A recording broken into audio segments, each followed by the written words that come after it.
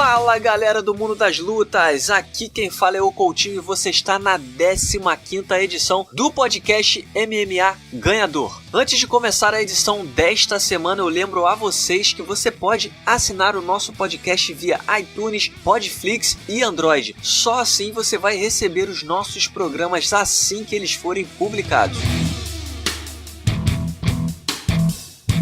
Galera do mundo das lutas, o convidado do programa de hoje é o Lucas Carrano. Ele que já trabalhou no site Super Lutas, é colunista do Sexto Round e atualmente trabalha como diretor de marketing internacional. Olha que pessoa importante, do Brave FC. Seja bem-vindo, Lucas. Pô, Coutinho, obrigado. Mas não é assim não, cara. Não tem...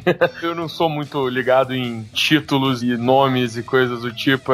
Eu sou só uma formiguinha aí que trabalha, mas fico muito lisonjeado pelo convite e um prazer estar aqui. Tá certo. O Lucas, pra quem não conhece, o Lucas ele é um dos grandes nomes assim no mundo das lutas, já trabalhou muito com a gente nas coberturas, a gente já se conheceu aí nos UFCs da vida, então ele sabe muito, entende muito de luta, tá aí num projeto novo, tá falando direto de Dubai, olha só onde o nosso podcast chegou, e ele vai ajudar nossos ouvintes a entenderem melhor o que acontece neste sábado em Curitiba.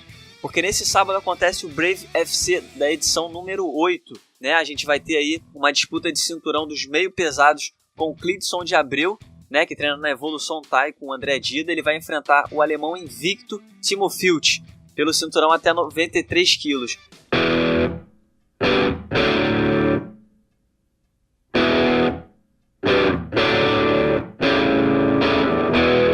Então, para começar, Lucas, o que a gente pode esperar desse evento? Não é a única disputa de cinturão que tem, a gente também tem uma disputa de cinturão só com gringos, né, que é algo raro aqui no Brasil, a gente sempre tem um brasileiro envolvido em uma disputa de cinturão, mas o que a gente pode esperar desse evento? Olha, Coutinho, essa é uma edição que está sendo bastante aguardada, não só por nós, mas também pela comunidade brasileira de MMA, né? O Brave teve a primeira edição brasileira, foi o primeiro evento, a edição internacional, inclusive, do Brave foi em março desse ano, em Curitiba, e foi uma edição de muito sucesso. Até hoje a gente ainda colhe os frutos, né, da repercussão positiva que teve esse evento aí em março, e era um objetivo nosso, assim, voltar para o Brasil o mais rápido possível.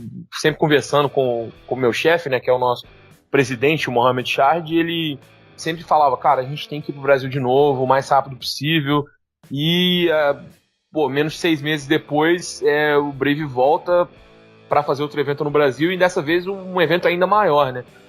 2 disputas de cinturão, essa luta principal do Cleidson com o Timo Filch, que é uma luta importantíssima, e como você tinha destacado, uma disputa de cinturão internacional, que é algo inédito na história aí também do Brasil. Acho que a gente tenta sempre valorizar o mercado local, né, dar uma plataforma internacional para que os atletas locais possam aparecer, mas também, ao mesmo tempo, oferecer algo que ainda não nunca foi ofertado para o público brasileiro, que é o caso disso. A gente sempre vê, né, o pessoal cobrando e sempre pedindo, falando, pô, cara, seria muito legal ter, e a gente está trazendo aí atletas do maior escalão que a gente tem no nosso elenco, para poder disputar no Brasil, também uma amostra de que não só a gente quer valorizar o produto brasileiro, mas de que o Brasil também é valorizado enquanto produto pra gente, a ponto de levar eu não vou nem dizer uma das maiores, mas a maior luta que a gente pode promover, que é essa entre Mohamed Fakhreddine e Carl Booth, para poder acontecer no Brasil e não fazer fora, ou fazer aqui no Bahrein, que é a sede do evento, por exemplo. Agora, Lucas, o evento acontece em Curitiba, né, pela segunda vez. A primeira vinda do Brave ao Brasil foi em Curitiba e agora tá voltando. Por que Curitiba? Curitiba a gente sabe que é meio que uma meca, né, do MMA no país. Muitos lutadores, grandes lutadores vieram de Curitiba, que ganharam o mundo, mas é por isso que o Brave tem tido essa relação mais direta com Curitiba, porque normalmente a gente sempre pensa nas grandes capitais, né, Rio de Janeiro e São Paulo. Por que Curitiba está sendo a casa do Brave, vamos dizer assim, no Brasil? Cara, então, logo, né, na primeira edição, como eu disse, em março, né, no Brave 3, que foi a primeira edição internacional e a primeira no Brasil, o que havia sido, assim, o que a gente fez em questão de estudo, enfim, teve todo um planejamento aí antecipado, que ficou muito claro pra gente que Curitiba havia sido durante muito tempo, principalmente pelos eventos internacionais, um pouco negligenciada, né? A gente viu que até hoje, se você for observar, o maior card do UFC da história no Brasil, ele aconteceu em Curitiba, né? Que foi o UFC 198, mas foi, em compensação, a última grande cidade brasileira a receber o evento. Eu não vou nem citar Rio, São Paulo, BH e Porto Alegre e Fortaleza, né? Uberlândia teve, Jaraguá, nada contra essas cidades, são cidades muito grandes e importantes. Jaraguá teve várias vezes. Exatamente, e antes de Curitiba, e sempre houve essa demanda, né? Curitiba tem, talvez aí, uma das cenas locais mais fortes do Brasil, né? Vários eventos acontecem em Curitiba, vários atletas são de Curitiba, né? Academias tradicionais, mas faltava alguém que desse uma posição um pouco mais de destaque. E a gente julgou pertinente, do ponto de vista estratégico, investir em Curitiba. O resultado foi muito bom, como eu disse, né? Esse primeiro evento em março foi uma edição extremamente bem sucedida. E o que aconteceu foi assim, houve uma sintonia, né? Uma sinergia tão boa que pessoalmente havia esse desejo da presidência, enfim, da alta cúpula do evento, de retornar, essa promessa, né? Ficou um gostinho aí de quero mais, se é que a gente pode dizer assim. Foram firmados aí alguns acordos comerciais com grupos locais, até para a gente poder tentar fazer também um produto que seja mais adaptado à realidade brasileira, que, enfim, que entenda e se posicione bem aí no mercado brasileiro. E tudo isso muito voltado com Curitiba. Veio a calhar que a segunda edição, né, essa volta ao Brasil, novamente acontece em Curitiba, mas não quer dizer que as outras cidades são destacadas, né? Não dá pra gente ignorar Rio, São Paulo. Tem várias outras cidades no Brasil aí que não só tem condição, mas tem também uma demanda aí por receber grandes eventos internacionais, e a gente se atenta a isso. Mas o caso de Curitiba é esse, assim, foi primeiro uma opção estratégica e depois quase que uma dívida, assim, por conta do sucesso da primeira edição aí no mês de março. Você tá há quanto tempo em Dubai? Desde que começou a trabalhar com... Na verdade eu tô no Bahrein, né? Mas eu sem problema. Tudo daqui pra Dubai são 40 minutos de avião, não é muito longe. Eu tô desde julho do ano passado. Eu vim pra cá... Quando eu vim, na verdade, o Brave estava sendo fundado ainda. Eu comecei a trabalhar, né, com a KHK, que é a empresa que foi fundada, né, são as iniciais do Sheikh Khalid bin Hamad Al Khalifa, que é o quinto filho do rei aqui do Bahrein. Ele tem essa empresa KHK MMA, que ele tem inclusive uma academia onde já treinaram Frank Edgar, Khabib Nurmagomedov, enfim, entre outros, né? Tem o campeão de duas divisões do Titan FC, o José Shori Torres, enfim, tem vários nomes que passaram por aqui, e é um projeto muito grande, assim, de MMA, que envolve o MMA amador, o MMA profissional, e o último passo que foi dado nesse projeto, que durou aí quase 2 anos, se eu não me engano, foi a criação do evento. E logo quando o evento foi ser criado, eles começaram a buscar algumas pessoas que tivessem know-how, que tivessem experiência, enfim, para poder somar o grupo aí e dar esse passo de abrir uma organização. Foi justamente nessa etapa que eu vim. Eu comecei a trabalhar com eles por volta de maio do ano passado, maio para junho, julho, e no dia, se eu não me engano, 12 de julho do ano passado, eu vim para cá, para o Bahrein, e eu tô aqui há mais ou menos aí 1 ano e pouco, 1 ano e 1 mês aproximadamente, desde a primeira edição, né? A primeira edição foi realizada em setembro. É até engraçado falar, porque parece que já tem tanto tempo, mas o primeiro Brave foi feito em setembro do ano passado, e de lá para cá já estamos indo para, em menos de 1 ano, 8 edições, 6 países diferentes. É um início que esse evento vai ser transmitido em 84 países. Então, assim, é um início que eu realmente desconheço, assim, é algo que tenha sido tão rápido. E por isso, quando eu falo, assim, parece que tem tanto tempo, mas na verdade tem aí 1 ano e pouco, pouco mais do que isso. Lucas, você falou aí da sua experiência, como é que você começou, como é que você ingressou no Brave, mas eu queria saber também, queria que você falasse um pouco da sua experiência, né? A gente daqui, a gente tem uma impressão de que a galera do Oriente Médio, os sheiks, existe muito gosto, existe uma relação muito grande com as lutas, principalmente com o jiu-jitsu, né? das viagens que você já fez por aí, o que você já pôde notar? Realmente existe isso? Existe algum lugar que não é assim? Como é que é a relação da galera do Oriente Médio com o mundo das lutas? Pô, cara, então, esse é um tema interessante, porque, como você disse, assim, a gente tem essa ideia, né, e é natural, você vê as coisas, mas quando eu vim e quando você começa a vivenciar esse universo e tal, você começa a ver realmente as coisas como elas são. Tem muita coisa que é por aí mesmo, mas tem muita coisa que é diferente. Vou começar do básico, né, do que todo mundo tem em mente, que é Abu Dhabi, o ADCC, a família Tarnum. E assim, a gente esteve em Abu Dhabi, a gente fez um evento em Abu Dhabi, a família Tarnum, né, que é a dona fundadora do ADCC, e dona da Flash Entertainment, que teve parte do UFC também e tal. São muito próximos aqui da família real aqui do Bahrein, então é uma relação muito boa que eles têm, o trânsito aí é muito bom que a gente tem com eles. Curiosamente, o que eu percebi em Abu Dhabi é que eu achava que as pessoas gostassem mais de luta lá, me surpreendeu um pouco. Me pareceu um pouco assim, algo que é muito à vontade, assim, é um processo lento e demorado, eu entendo, mas ainda parece estar no estágio ainda de que eu notei uma certa rejeição pela forma como é imposto, sabe? É currículo obrigatório em escola, todo mundo que é do ciclo militar tem que praticar, então eu senti... Enfiado goela abaixo, né? Eu senti uma certa restrição, mas ainda assim, se você pensar, 15 anos atrás, 10 anos atrás, não tinha nada. E agora existe uma certa cultura. As pessoas conhecem os nomes. Então eu acredito assim, por mais que seja um projeto centralizado, não seja uma coisa espontânea, eventualmente, né, os frutos vão surgir. Eu posso relatar isso que eu estou dizendo porque eu tive lá agora ainda, 10 anos em história não é nada, né? Então ainda está num processo, uma fase embrionária, mas eu acho que ainda não a imagem que a gente tem talvez seja do que vai ser ainda daqui a uns anos, sabe? Existe, como eu disse, né?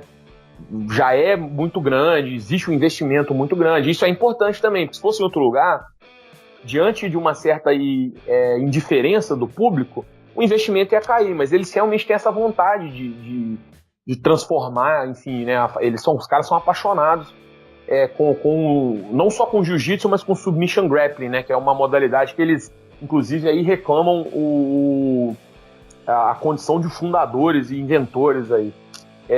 Mas eu acho que ainda é uma coisa que está em processo de evolução. Curiosamente, passando para o MMA, aqui no Oriente Médio, o lugar onde o MMA é mais popular é na região do Levante, que é no norte do Oriente Médio, né, quase chegando ali na região mais próxima da Europa, que é o Líbano, a Jordânia, a Síria. Essa é a região onde o MMA é mais popular. E a maioria dos grandes nomes, aí, inclusive o Mohamed Fakhreddin, que vai lutar no Brasil, é libanês. O MMA no Líbano é gigantesco, é muito grande. Na Jordânia é maior ainda. Então, assim, esse é o povo do Oriente Médio que mais gosta e que mais consome MMA enquanto público, espontaneamente. Eles realmente se interessam, gostam e vão atrás.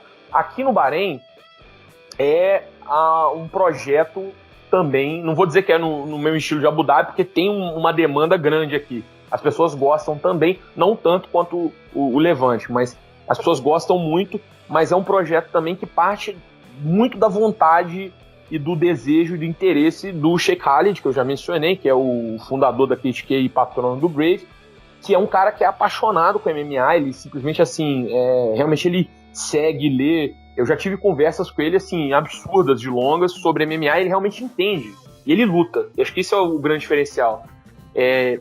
Cara, e assim, é uma coisa que é muito quebra de protocolo, sabe? O cara que é membro da família real. Eu posso dizer isso assim com muita segurança. Aqui não tem celebridade, cara. Aqui não tem ator, não tem cantor, não tem ninguém que seja mais famoso do que o membro da família real é a verdadeira celebridade aqui. Sabe essas páginas de Instagram que tem fã-clube do MC Nego do Borel? Aqui tem pra família real. Eles são as celebridades, sabe? Eles são as pessoas. Então você ter... E a gente tá falando de cultura islâmica. Então, assim, ele entrar numa jaula e lutar com outro homem, e eu posso te falar com toda a sinceridade do mundo, essa é a primeira pergunta que eles me fazem, as lutas são combinadas? Se por acaso alguém tentar fazer alguma coisa, eu tenho certeza absoluta que vai ser 1000 vezes pior. Se esse cara sonhar que alguém tá tentando facilitar a vida dele e é um perigo, assim, sabe? A pessoa ser extraditada, presa, então é uma pica tremenda. Então, assim... Seria falta de respeito. Exatamente, ele leva muito a sério, treina, corta peso, sabe? Porra, eu já vi, nossa.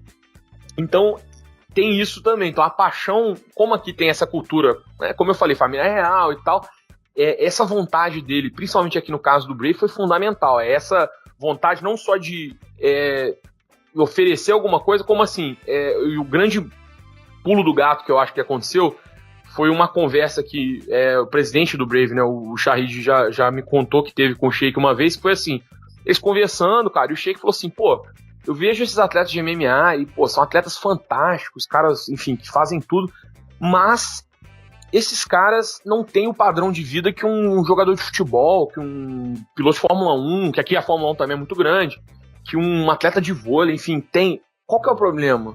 E aí ele foi entender que o MMA ainda peca muito, né, nesse cuidado com o atleta, e ele falou assim, cara, eu vou tentar fazer alguma coisa para poder, enfim, oferecer alguma coisa para esses atletas que eu acho que eles merecem ser recompensados.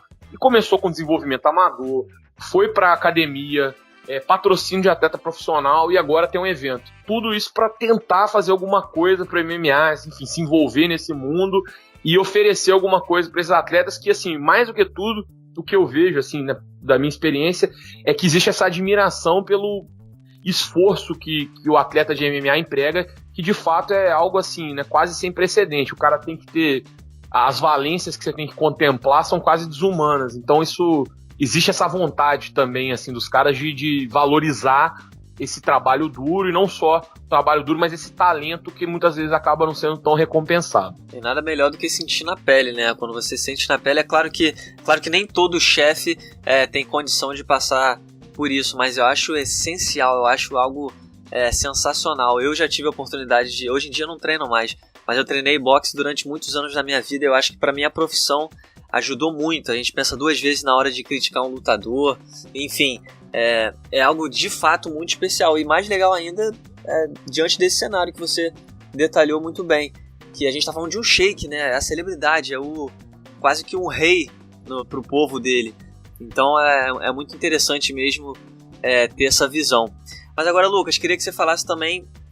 A gente viu o Brave News, né, anunciou que o Frank Edgar, ex-campeão peso leve do UFC, ele vai vir ao Brasil ou ele vai comentar esse Brave 8? Não, ele vai ao Brasil. Ele vai ao Brasil pela segunda vez, né? Pela segunda vez. Ele foi em março e volta agora.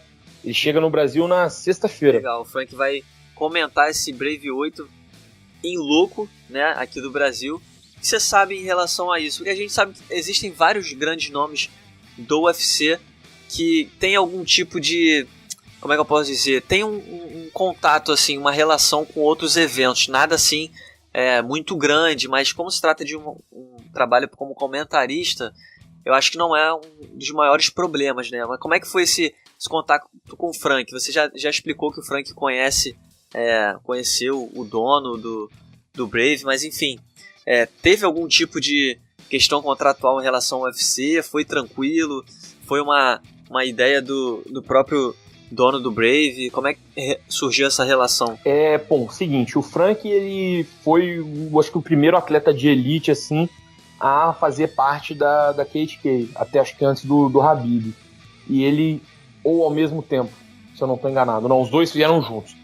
E ele ficou muito próximo, assim, porque, cara, eu vou falar assim, eu sempre fui fã do Frank Edgar, mas hoje eu posso ter, assim, eu tenho o orgulho de dizer que eu sou um pouco amigo dele, assim, a gente sempre conversa. E ele é um cara fora do normal, sabe? Assim, a simpatia, enfim, a humildade, é uma coisa, sabe? Quando ele ganhou até do Yair Rodrigues, eu mandei pra ele uma mensagem, não deu 20 minutos, ele me respondeu, meu irmão, que beleza, valeu, abraço e tal. Sabe? É um cara fora do normal. E ele tem essa coisa de se aproximar muito das pessoas. Ele não é o tipo de cara que venho cumprir minha obrigação contratual e vou embora. Como acabou sendo com o Khabib. Não que ele esteja errado, é o jeito dele e tal. Mas o Frank não tem isso, eu só quero explicar bem, sabe, essa diferença. E ele ficou muito próximo e tal, e por isso, né, também, cara, a gente tem que manter esse cara de alguma forma. A equipe, como o KHK MMA, assim, como time, tava acho que chegou um ponto ali que serviu o seu propósito, testou o modelo aí de investimento no atleta, né? O que a gente consegue fazer se a gente investir no atleta, e chegou essa hora de dar o pulo, de evoluir para um evento profissional, mas precisava de arrumar uma forma de envolver o Frank, porque ele era um cara que estava muito próximo, e ele é uma figura ímpar aí no meio do MMA, né? Tem um cara respeitadíssimo, enfim, muito bem quisto. E houve essa aproximação para ele poder vir ser um embaixador do evento e atuar como comentarista. Era um desejo que ele tinha. E com relação ao UFC foi muito tranquilo, porque a única coisa que eles não podem fazer é lutar MMA em outro evento, mas assim, participar como comentarista, fazer luta de submission, isso tudo o cara pode, né? Não tem muito problema. Então assim, a gente nunca teve nenhum problema. A gente obviamente também respeita muito a agenda dele. Quando ele tem luta marcada, ele não comenta, porque ele tá no camp. Então assim, é uma relação muito boa que a gente tem com ele e dele com a gente também. Você vê que, eu vou até falar, a foto do Frank Edgar no WhatsApp é uma logo do Brave, cara, hoje em dia. Um cara que aí as bicas próximo de um title shot e tal. Então ele realmente é um cara que veste a camisa, que gosta muito, enfim. E a gente tem uma relação muito boa com ele, assim. Eu tô muito feliz que ele possa, inclusive, voltar a comentar, porque foi algo que foi muito... Eu acho que ele se deu muito bem e ele vai melhorar ainda mais, sabe? Eu acho que é bom pra ele também ter essa bagagem aí de comentarista. É um cara que tem uma visão muito boa aí pro mundo das lutas, e pro Brasil é muito bom receber um ex-campeão mundial, um cara que pode ser campeão de novo em breve. Enfim, acho que é bom também pro Brasil ter oportunidade de receber esses grandes ídolos aí, pro fã, né, ver ele de perto, conversar, tirar uma foto, enfim, acho que vai ser maneiro.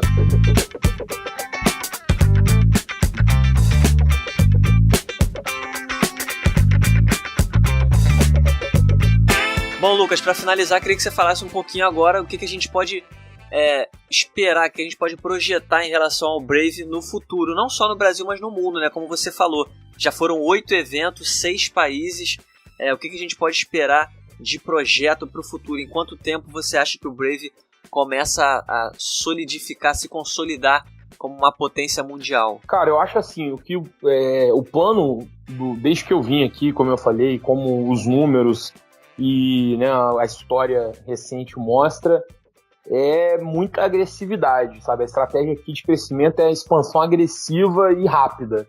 Então, a gente tem isso inclusive tem lá no escritório, assim, a gente não tem o objetivo de competir com o UFC, de competir com o Bellator, com o Pro Fighters League, enfim, o One Championship. O que a gente quer fazer é um modelo diferente.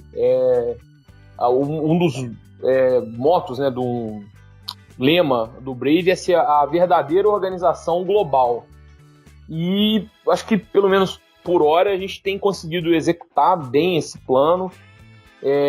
E algo que, assim, por mais que tenha sido tentado em alguns outros modelos e tal, acho que eu nunca... Nem o próprio UFC, apesar de ser um banner mundial, que tem atletas do mundo inteiro, é muito concentrado nos Estados Unidos, por razões comerciais. Eu não estou nem questionando o modelo de negócio, pelo amor de Deus, eles estão mais do que certos. Mas é o mercado deles, é a forma como eles trabalham, né?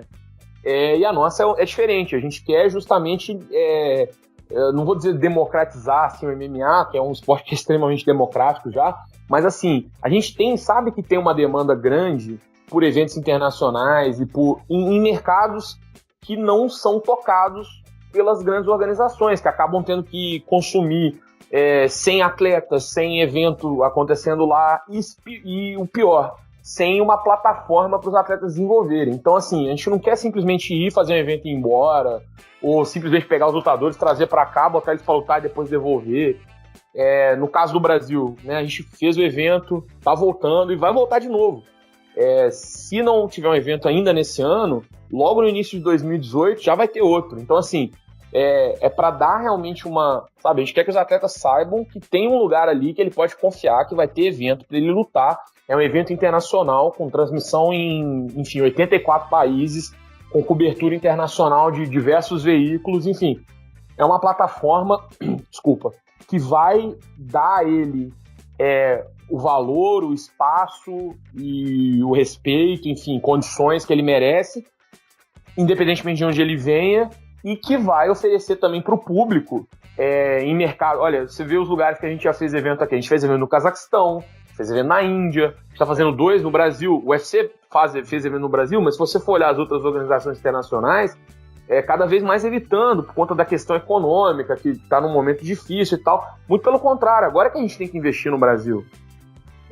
No México, enfim, a gente quer realmente isso, fazer uma organização que seja global de verdade, que tenha atletas de todo mundo, que faça eventos em todo mundo e que, enfim, que dê a esses atletas uma plataforma de exposição internacional. Então, o caminho é esse, sabe? Não tem... Eu estou abrindo bem o plano aqui, porque isso não é segredo para ninguém, assim. É uma expansão agressiva, rápida, mas que visa dar aos atletas uma plataforma grande, sólida e que ofereça valor. É isso que tem para o Brasil, que tem para o México, para a Índia, para o Cazaquistão e para os futuros mercados que vão ser, obviamente, para o Oriente Médio e para os futuros mercados que vão ser tocados, enfim, que vão ser aí abraçados pelo Brave nos próximos meses e anos. Perfeito, Lucas. Agora eu vou aproveitar, já que você também é um grande entendedor do mundo das lutas, vou te pedir ajuda para falar sobre o UFC, porque no último sábado a gente teve o UFC Fight Night direto aí da Cidade do México.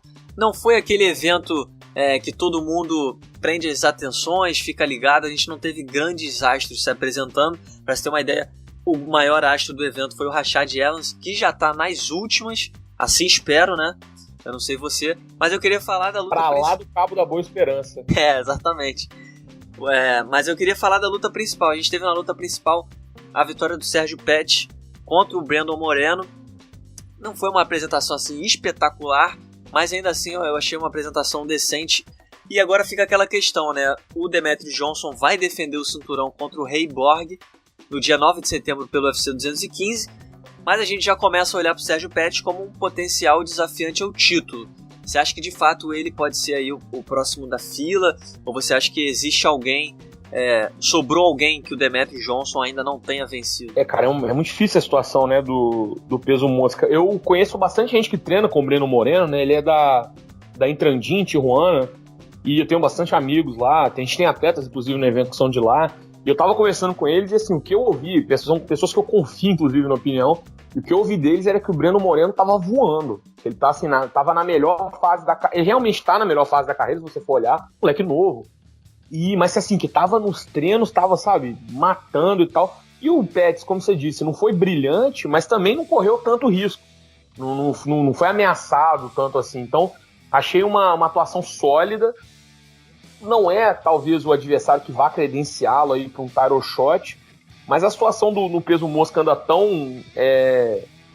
sinistra que é caso realmente assim de já pensar em jogar ele, né? Mais uma vitória aí, porque ele tem que esperar o desfecho de Borg e DJ, mas é o caso de já jogar o cara aos leões.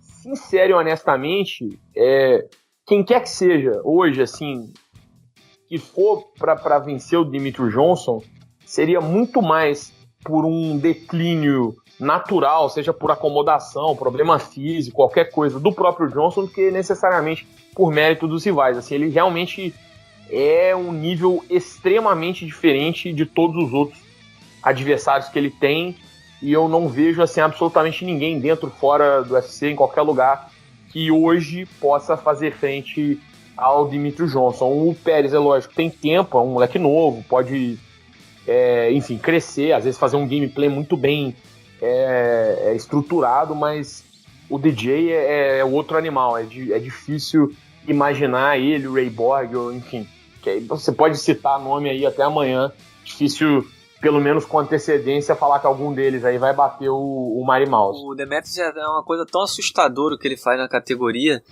que o Pettis é atualmente número 4 no ranking, ele deve subir um pouquinho na próxima atualização, mas é o único que tem ali que ele ainda não venceu na ordem, né? Ele é o primeiro que ainda não foi vencido ainda pelo Demetrious Johnson. Depois do Sérgio Pettis tem o Jussier Formiga, brasileiro, que até seria legal de ver disputando o cinturão, mas o Jussier vem de derrota exatamente contra o Ray Borg, que vai enfrentar o Demetrious Johnson e muito dificilmente vai vencer, exatamente como você falou, porque o Demetrious Johnson está em outro nível, é um negócio inacreditável. E é aquela coisa que a gente sempre comenta, né? Infelizmente, por ser um peso mosca, ele não tem o reconhecimento, talvez, que ele merece. Eu boto muito a culpa disso no UFC, cara.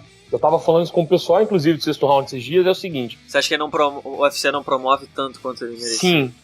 E eu digo o seguinte, não é porque o UFC fez 1 milhão de coisas certas que quando eles fazem uma coisa errada, a gente não pode apontar. Então, assim, eles fazem 200 milhões de coisas certas. Vender a empresa por 4 bilhões de dólares não foi à toa.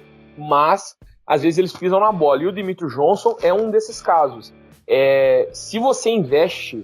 Porque não adianta achar que pega o cara e coloca ele pra lutar na Fox, porque a TV é aberta, que o cara vai ficar famoso do dia pra noite. Não é assim que funciona. O Conor McGregor, que é o Conor McGregor, você lembra das cifras que foram gastas pra turnê mundial do UFC 189, que seria a primeira luta contra o Aldo. Foram pelo menos 6 milhões de dólares. Teve jatinho, teve dinheiro pra Good Morning America, teve dinheiro pra TSN no Canadá, teve dinheiro... Cara, é assim que você faz um cara ficar famoso. O DJ vai ser o Conor? Nunca. Mas, vamos pensar em números. Se o UFC investe que seja 5, 6 milhões de dólares numa campanha maciça, enfim, para transformar a imagem do DJ, e isso reflete num crescimento aí que seja 100 mil pay-per-views por evento que ele luta, hoje ele vende na faixa de 150 mil, se crescer para 250, que não é um absurdo, ele se paga em um pay-per-view. Ele paga esse investimento e a partir do segundo ele tá dando lucro. Então, assim, é falta de vontade. Ou qualquer outra coisa. Enfim, problema pessoal. Não sei qual que é a situação. Não tô lá, não vivo o dia a dia, enfim. Mas, assim, não me parece que seja a escolha mais acertada. E isso eu boto na conta deles. Dá pra fazer. Não é que não dá. Não é que ele é impromovível. Ele tem tudo. Ele vence as lutas. Ele domina e ele tem os recordes. Ele tem o que 99% dos outros lutadores não tem. É só como você vai vender essa história para as pessoas, tornar ela mais interessante e, enfim, vender. Cara, tem jeito, sabe? Não é que não tem, não existe. Será que o perfil dele também não... Porque, assim, é lógico, ninguém precisa ser um Conor McGregor. Mas o Demetrious Johnson, ele também não é o tipo de lutador que tem facilidade ao microfone, ele não tem uma rivalidade com ninguém, que rivalidade também sempre chama a atenção do público. É claro, como você bem falou. Rivalidade você inventa, né, cara? Isso é a coisa mais fácil do mundo. O John Jones, não só... Assim, o John Jones, pra mim, é o maior lutador de todos os tempos. Ele também tem isso ao lado dele. Ele é um mau caráter, ele é uma pessoa ruim. Ele é um excelente lutador, pra mim é o maior de todos os tempos. Eu admiro ele, eu gosto, eu torço pra ele. Mas ele é um mau caráter, não é uma boa pessoa. E eles conseguiram fazer o John Jones ser alguém que as pessoas, apesar, a despeito de tudo isso, querem ligar a televisão e ver ele lutar. E não só ele, tantos outros atletas que não tem metade da qualidade, não tem metade dos atributos, enfim, sabe? Se o cara é infantiloide, enfim, tem um público gamer, tem um público, sabe? Não é assim, cara. Não é pegar ele e fazer igual o Fak, como eu disse, botar na Fox e falar assim, meu irmão, tu tá na TV aberta e ninguém te vê. Pô, lógico que não, cara. Lógico que não vê. O que é público de TV aberta? E quem que quer ver o Demetrious Johnson? Não coincide. Se não coincidir, vai dar bizil mesmo, não vai dar bom resultado. Então, assim, lógico que ele nunca vai ser o máximo, nunca vai ser o maior de marketing, enfim, o cara, né, o McGregor. Mas ele é extremamente subaproveitado enquanto produto. Ele poderia ser muito mais bem comercializado, muito mais bem vendido e promovido. Isso aí eu não tenho a menor dúvida.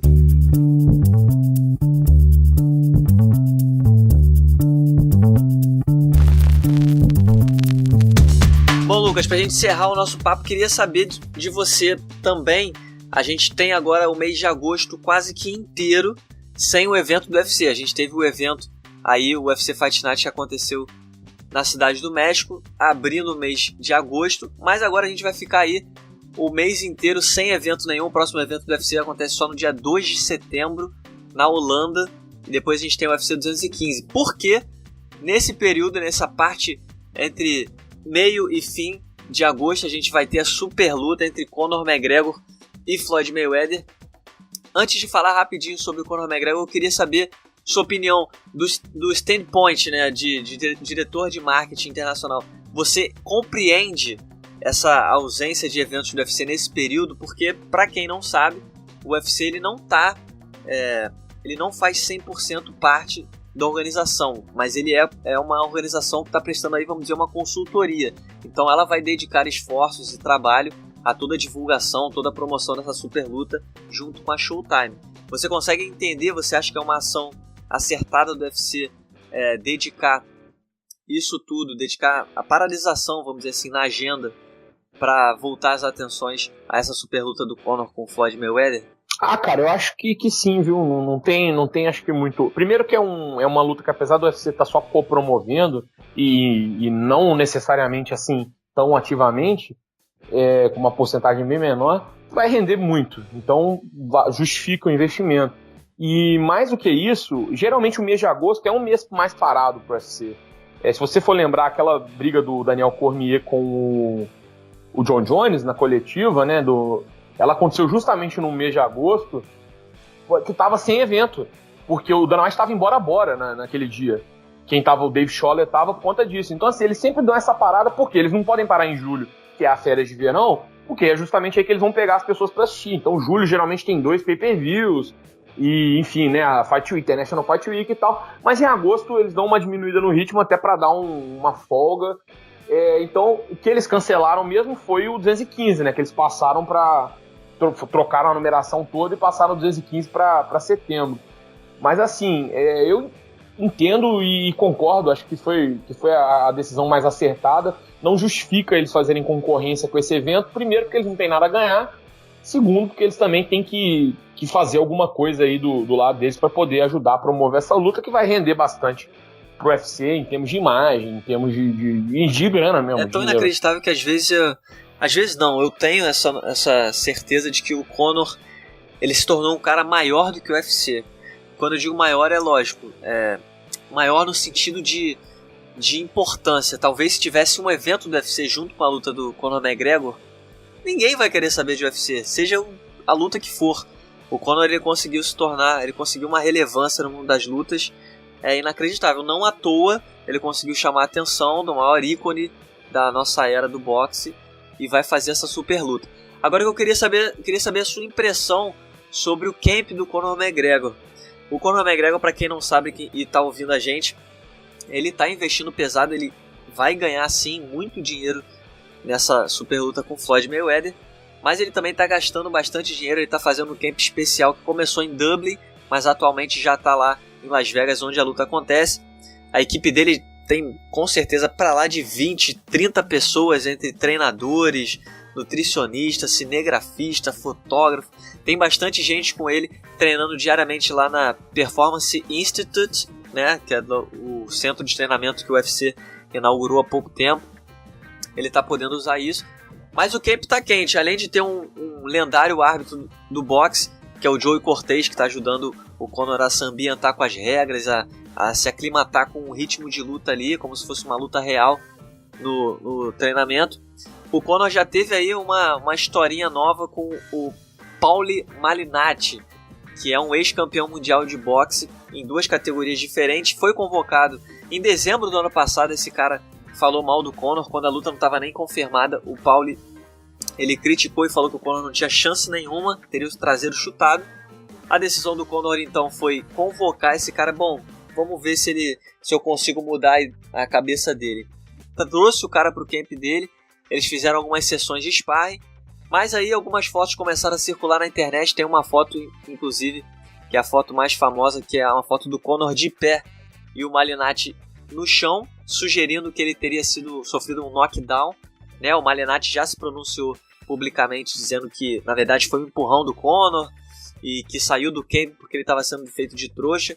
Queria saber de você, Lucas, qual que é a sua impressão no geral sobre essa preparação do Conor McGregor? Todo o investimento, a polêmica, o que você acha que ele tá fazendo certo e errado, pelo que a gente consegue enxergar de fora? Cara, eu acho assim, ele tá fazendo o que pode, né? Eu conheço algumas pessoas, assim, do camp dele, inclusive quando, antes da luta, quando a gente tava em Abu Dhabi, o John Kavanagh, que tava de corner de pessoal, e a gente tava sentado almoçando, eu perguntei pra ele sobre a luta em abril, isso, e aí eu falei assim, cara, vai acontecer a luta, não tava confirmada. Ele falou assim, olha, eu vou te falar aqui se você falar isso pra alguém, eu vou falar que você tá ficando louco, isso nunca existiu nem nada, mas a luta tá acertada, vai rolar e tal. E aí eu conversei com ele um pouquinho, assim, ele me falou mais ou menos umas coisas que estavam em mente, tudo, treinando.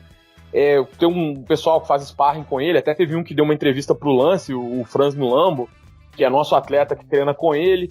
E o que eles me falam, assim, é que ele é um cara realmente muito esforçado, que ele realmente acredita que ele vai ganhar do Mayweather, que essa autoconfiança dele gera sabe, assim, um círculo de coisas positivas, que ele tá num desenvolvimento absurdo. Eu particularmente acho improvável, para não dizer impossível, que ele vá fazer isso. Se ele fizer, eu ficaria tão chocado quanto, assim, eu não vou dizer feliz, mas assim, eu ficaria muito intrigado. Seria uma coisa que eu gostaria de ver, sabe, ele ganhar, mas não vai acontecer nem a pau. Por isso que eu acho que talvez por isso eu gostaria de ver, porque a chance é assim, beira a zero, né, tende a zero. E com relação a esse lance do Paul, cara, do Paulie, desculpa, eu não sei, eu fiquei com uma impressão assim, meio de que, como ele já tinha um históricozinho e tal, com certeza alguma coisa aconteceu, mas assim, eu fiquei meio com uma sensação de que, sabe, o cara saiu e falou, mano, quer saber de uma coisa? Vou chutar o pau da barraca, que aí também eu ganho. O cara acabou conseguindo, não vou dizer assim, nossa, ele não era ninguém e conseguiu 15 minutos de fama. Ele era um campeão mundial, é respeitado no mundo do boxe, mas ele chegou a um público muito maior agora. E talvez, quem sabe, pode até no futuro sonhar em cavar uma luta. Sabe, pro McGregor também não faz sentido lutar com um cara desse, mas ele pode, quem sabe, também, ou às vezes conseguir outras lutas boas, enfim, sabe? Acho que ele tentou se beneficiar desse momento também um pouco. Achei curioso é que ele disse, né, que existe um contrato que ele não pode revelar o que aconteceu nos treinos e tal, que ele vai cumprir, vai dar sua palavra de homem, vai cumprir. Ele não vai comentar de fato o que aconteceu 100% na preparação, mas o que me chamou a atenção foi que ele falou, ele vai participar da transmissão da Showtime como analista, e só na transmissão, segundo ele, é que ele vai dar mais detalhes. Eu não sei se realmente ele só pode falar no dia da luta, ou se ele realmente está fazendo isso para criar um hype, para que todo mundo vá assistir a luta na Showtime e saber o que aconteceu. É o biscoito São Luís, né, cara? É sequinho porque é crocante ou é crocante porque é sequinho, né? Pode até ter alguma coisa aí, mas que ele também tá usando isso para poder chamar a atenção, atrair as pessoas pro sabe? É assim, cara, o McGregor, ele é uma bola de neve de hype e de marketing, então isso, ele quase, as coisas quase que orbitam ao redor dele nesse sentido, então é meio difícil até você ficar inerte nesse quesito, e aí acaba gerando esse tipo de situação. Eu sinceramente, assim, eu não caio muito nesse tipo de coisa não, sabe, eu sempre sou bastante cético quando eu vejo esse tipo de situação. Se eu não tiver nenhuma informação próxima, privilegiada, de alguma fonte que eu confio muito, como não é o caso desse episódio em particular, eu não conheço ninguém, não sei nada, nunca ouvi falar de nada, então eu fico meio cético, eu vou mais aí pra essa sua segunda hipótese, acho que é mais pra criar um hype, pra vender a luta, sabe, assim, e funciona, sabe, assim, você fica, querendo ou não, quando o cara fala isso, você não fica curioso pra saber o que ele vai falar, ele pode chegar na transmissão e falar assim, mano, olha, o McGregor, te contar, bebeu 8 litros de Gatorade todo dia. Esse era o segredo que eu queria contar. Mas, porra, você ficou lá, o dinheiro já foi pago, você já comprou um pay-per-view, entendeu? Não tem o que fazer. É o que eu digo, luta se vende antes. Não adianta, é muito melhor uma luta merda que foi bem promovida, do ponto de vista da organização, do que uma luta excepcional que ninguém ouviu falar. Então, assim, cria-se esse tipo de coisa pra chamar a atenção. É mais ou menos como eu vejo.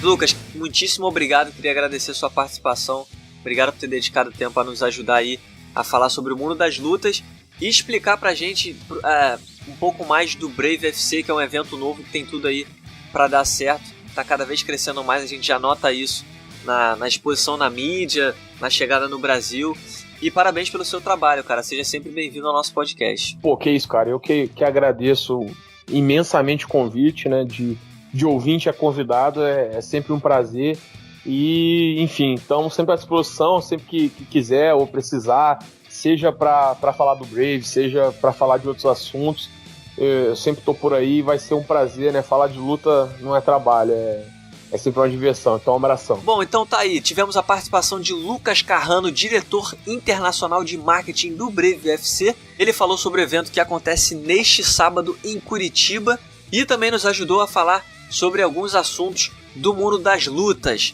Eu sou o Coutinho, eu falo sobre o mundo das lutas no Ganhador.com. Essa foi a 15ª edição do podcast MMA Ganhador e eu volto na semana que vem. Até lá!